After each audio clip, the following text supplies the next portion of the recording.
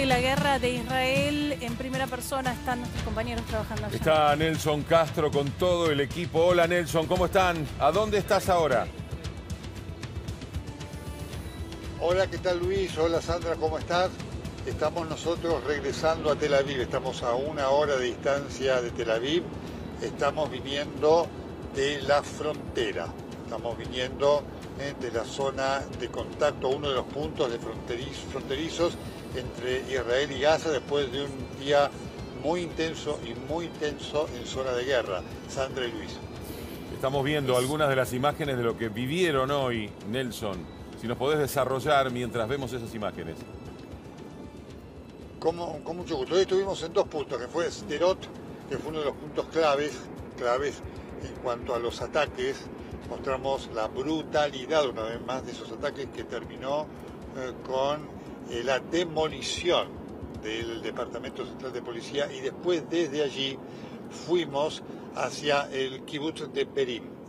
Y cuando estábamos en camino, el mando militar cerró exactamente a 2 kilómetros, porque Berín está ahí en el límite con Gaza, cerró el camino por cuestiones de seguridad. Y entonces nos informó que solamente podíamos permanecer allí bajo nuestra responsabilidad, que ellos no se hacían cargo de la seguridad porque allí no hay cúpula de hierro. Y desde allí estuvimos transmitiendo durante todo el día en contacto con los soldados para que ustedes vieran cómo es ese lugar, que es zona de guerra, en una encrucijada en la cual o hacia la cual llegan y se distribuyen los vehículos militares con el personal militar que va a pasar en los distintos asentamientos militares dispuestos en la zona esta noche.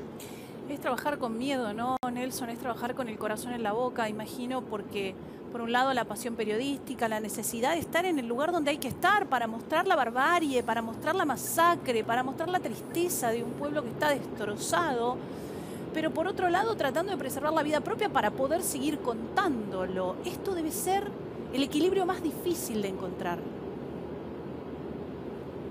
Bueno, ese es el desafío, Sandra, y no nos consideramos ningunos valientes. Hubo medios de prensa que se fueron cuando conocieron que que no había seguridad posible.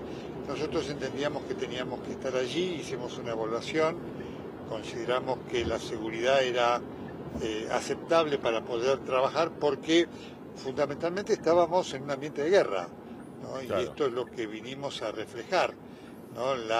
Estábamos entre los soldados que ustedes vieron con las armas largas, con la psicología particular de los soldados, estábamos en un centro de habituallamiento y con eso que, la psicología de guerra genera, ¿no? Que hay momentos de distensión que los soldados aprovechan para relajarse, soldados muy jóvenes y un pertrechamiento realmente importante. Y nos llamaba la atención que muchos de ellos estaban sin chaleco antibala, cosa que nosotros teníamos y era la condición sine qua non para que pudiéramos estar en esa región.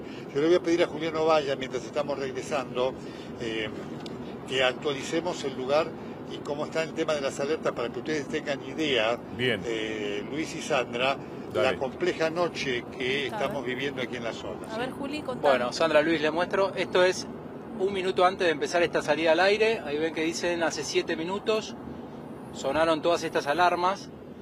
Algunas son de la zona, ahora voy a abrir el mapa, algunas son de la zona sur, donde estuvimos hoy a la mañana en Sderot, y otras son hacia donde nos dirigimos nosotros, a Tel Aviv. Ahí, mirá, lo que es, todo rojo.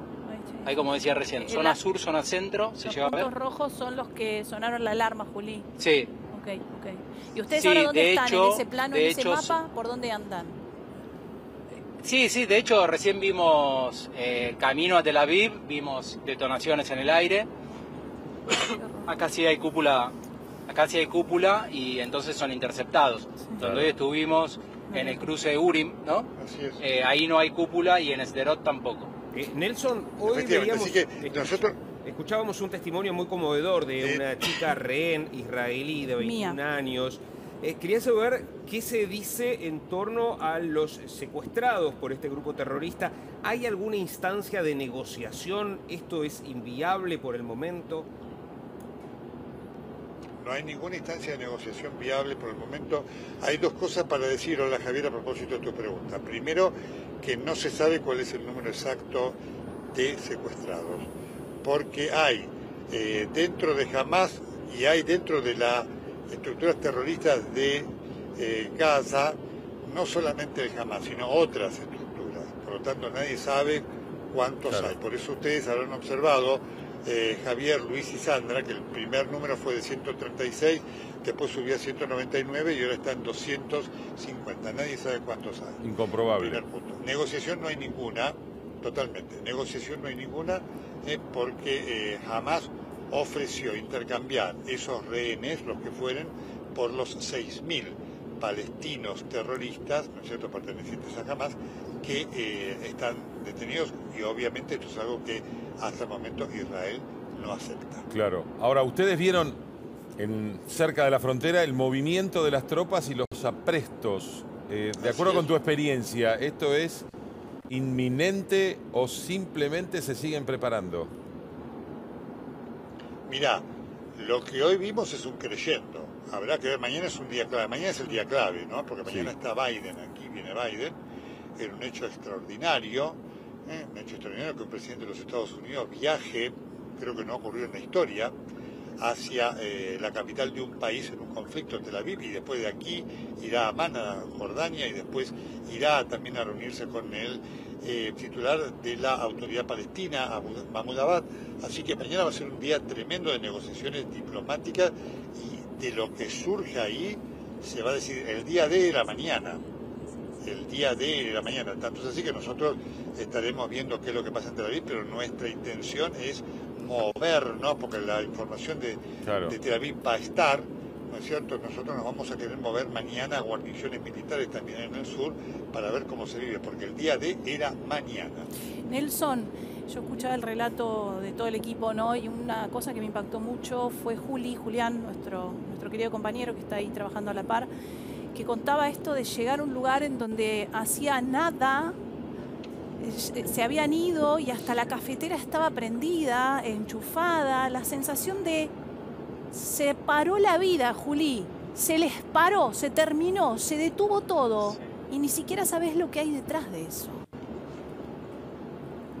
Sí, eso es lo que más impacta, imaginar cómo la gente estaba haciendo su vida normal en ese momento, y entraron terroristas en el momento que quizás hoy veíamos otra imagen repetida, que había hasta una taza de café, como una escena de una familia desayunando, y te imaginás el momento en que entraron los terroristas y eliminaron con todo, que fue una masacre. Y bueno, ahí es un poco donde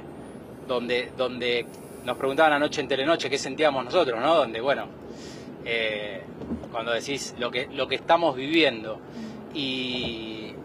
O gente también que tuvo que evacuar su casa en el momento que le dijeron, bueno, se tienen que ir y dejar todo. Entonces uno va viendo elementos que hay, desde juguetes, no sé, eso que decías vos recién de la cafetera enchufada, o la mesa armada de un desayuno, un almuerzo. Y bueno, eso en el mejor de los casos, ¿no? En otros vimos cuerpos en el piso, manchas de sangre, casas incendiadas. Digo, es muy fuerte ver eso, imaginar también, nosotros tengo entendido que no los difundimos, pero los videos que difundió el grupo, la organización Hamas, de cuando se llevaban a los rehenes o cuando los mataban, entonces uno es como que parte su cabeza en dos, ¿no? Imagina ese momento y después está en ese lugar. Entonces me parece que eso es un poco, es lo más fuerte, y también es lo que nosotros tratamos de transmitir del otro lado. Y este es solo el comienzo, ¿no? Gonzalo Báñez se suma a la conversación. Gonzalo. Sí, Nelson, Julián, les quería consultar, hace un minuto nada más vimos el primer video que se conoció de una de las rehenes que tiene cautivas el grupo Hamás. ¿Cuál es la percepción y cuál es la actitud que está teniendo la sociedad israelí sobre la actividad y la posible incursión del gobierno israelí en la franja? Porque muchos hablan de la cuestión política, militar, pero ¿qué dice la gente en Israel? ¿Dice vayan y recuperen a los secuestrados? ¿O qué es lo que dice la gente? La gente le pide al gobierno que vaya y rescate a los secuestrados. Eso es así, porque hay una adjudicación por eso, y es interesante la pregunta, Gonzalo.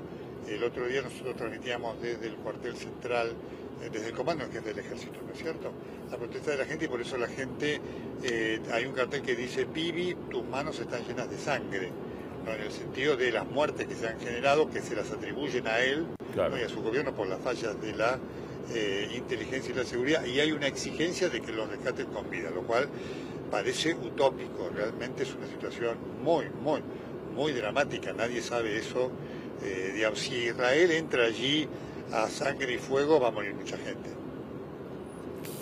La verdad es que nos espanta y no podemos imaginar por un segundo lo que vive esta gente. Solamente ustedes que están allí viendo permanentemente la barbarie van a traer en su cabeza y en su retina. A mí me hizo mal ver a la chica solita que mostrábamos recién, hablábamos con Javi, eso, operada, pobrecita la chica de 21 años que estuvo 3 horas operándose lejos de su familia, Nelson, y esto es un sinfín. No sabemos cuántos, Nelson. No se sabe. Mira, Sandra, ayer nosotros, porque hay un hecho novedoso en esta situación de guerra que estamos viendo. Ahí está Gonzalo, ¿no es cierto? Con Gonzalo estuvimos en Ucrania, ¿no? Estuvo con Carolina, con nosotros, y en Ucrania había una decisión de no mostrar cuerpos de las autoridades y demás. Nosotros acá lo que estamos viviendo, ayer después que terminamos la salida con ustedes, Sandra y Luis, fuimos a una base militar, en donde una de las bases en las cuales están los cuerpos en cámaras frigoríficas mortuorias, en bolsas. Tremendo. Y hay una decisión del gobierno de Israel junto con los familiares de mostrar esas bolsas. Y por supuesto nosotros ayer con todos los cuidados los mostramos. Te quiero decir que esa fue una experiencia única e impactante, ¿no es cierto?, de esta novedad que aporta, novedad entre comillas, de este conflicto, que es la mostración de la crueldad. Claro. Ustedes, que el mundo sepa, que el mundo vea este horror que debe terminar lo más pronto posible. Por eso la presión de la población israelí, Nelson. Sí, creo que quizás también un poco en sintonía con lo que pasó con los campos de concentración y de exterminio después de la Segunda Guerra Mundial, que decidieron filmar lo que allí había ocurrido para evitar lo que hoy vuelve a ocurrir, que es el negacionismo, ¿no? Aquellos que dicen, bueno, no es la relativización del espanto. Sí. Gonzalo, ¿tenés algo más? Sí, efectivamente. Hay un dato importante para señalar. Si me adelante, Nelson, porque esto es importante. No solamente hubo una masacre, sino hubo una crueldad que se decidió mostrar.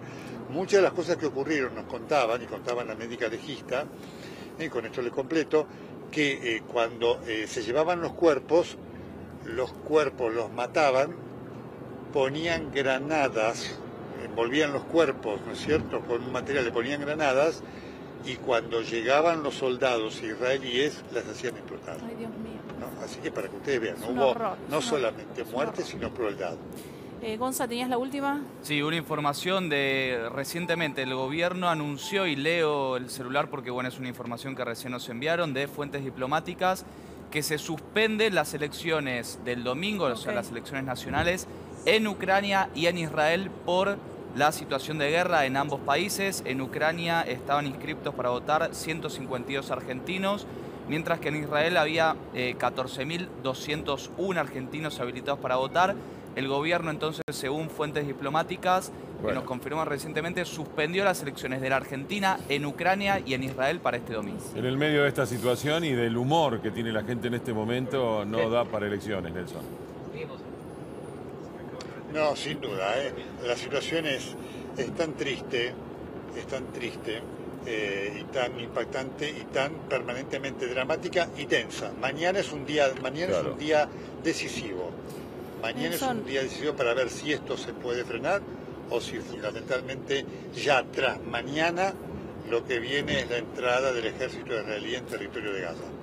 Espero que a la noche puedan descansar. Imagino que como líder y como cabeza de equipo y conociéndolo, Nelson, debe ser una gran contención para todos ellos, por sus años, por su experiencia, por su sabiduría. Así que cuídense mucho usted para cuidar todo el equipo y que todos estén dentro de lo posible unidos y bien para poder seguir relatando esta experiencia tremenda que nos traen todos los días.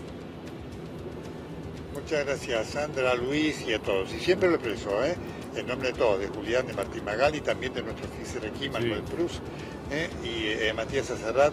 Muchas gracias por el apoyo, el cariño que nos dan una fuerza enorme para esta cobertura extraordinaria de Canal 3 y TN aquí en La Guerra. Los abrazamos desde acá, Nelson.